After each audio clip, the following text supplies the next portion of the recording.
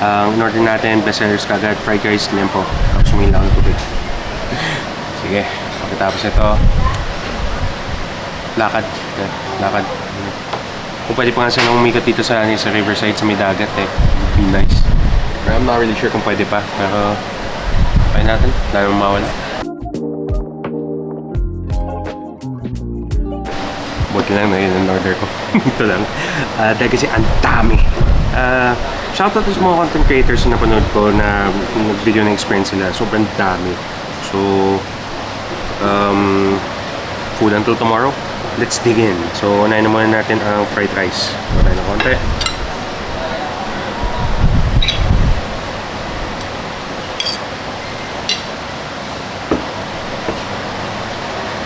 Ang ganda nga dahil kasi ang dami niya sa hupa. Tapos, ano tayo, of course, na lechong kawali. Ano yan po? Lechong kawali. Pero it looks good. Washing lechong kawali. Okay. Tapos try natin muna dito sa suka nila.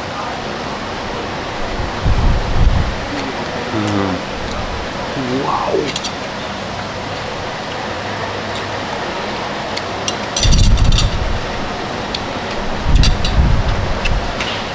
No joke! Ito, ganda ng timpla. Lalo yung suka. Ang ganda ng pagkakatimpla nila ng liempo. So, I think ito kasi, minarinate tumayos kasi matagal. Tapos yung suka nila, alam mo yung parang sa kusipata.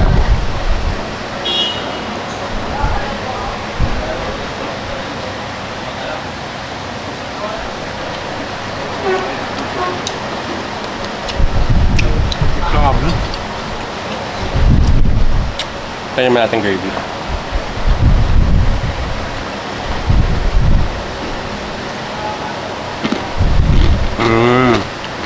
Parang lechon.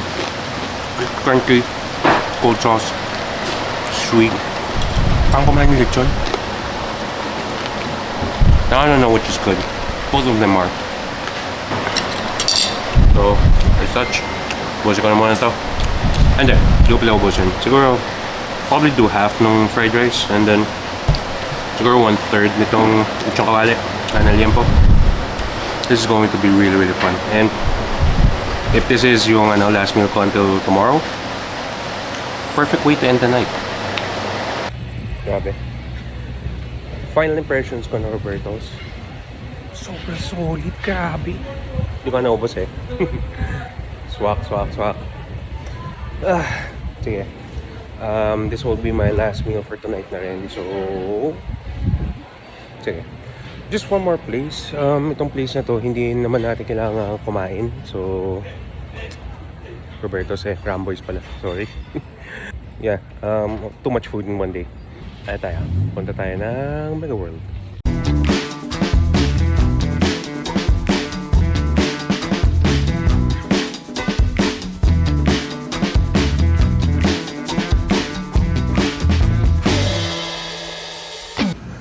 Okay, so first time ko pumunta dito, granted. So, umuon lang ako no may sinabi siya na malapit dito. And nagkataon na doon yung pupuntahan natin. Ito yung mga nakikita ko doon sa mga nag-walk videos yung mga walkthrough, mga ganun. So, anyways, I could really use the walk. So, sige, lahat tayo pupunta doon.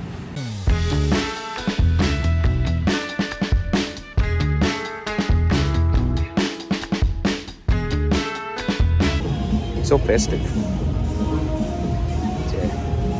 Lakad tayo tapos try natin pumasok. Taan tayo sa may festive walk. Kasi, festive. Parang dead end nata. Dahil kasi, ang pinakadulo ay nag-lead sa singer. So, tayo natin duman sa kuna.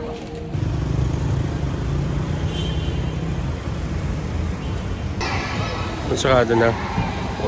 Sarado na yung entrance ng mall dito, tapos dito down escalator lang. So di ako mababa dahil sige. So let's just call it night. Okay, balik na tayo ng hotel. It's a few hours later and nakarating ako dito sa condo. sa kwarto and I fell asleep. Yeah. Hindi ko ina-underestimate yung pagod pero I was really, really exhausted. Maski nga yung boses ko nawawala na ngayon eh. Okay, so just to wrap up yung first 24 hours natin dito sa Iloilo. So far, so good. So, I get it kung bakit this city has been called a city of gastronomic flavors. Dahil kasi lahat ng mga nakainan ko dito so far, walang talo. Walang lahat ang sarap. So, off the top of my head, wala akong maisip na like the best. Dahil kasi all of them are the best. Pero, one that's sticking out to me right now, of course, would be yung Decos. Tapos, pangalawa na would be, of course, yung GR Rawits. Tapos, pangatlo yung Ramboys. Ibang klase yung lechon. Meron pa nga ako dito sa harapan ko eh. And nakakatuwa lang dahil kasi the more I understand kasi yung mga tao, the more I understand the people, the culture, and their relationship with food here as a way of life, the more you understand them in the personal level eh. So far, I am grateful and sige, right now kasi it's already past 11, so I think mga quarter to 12, mga ganun.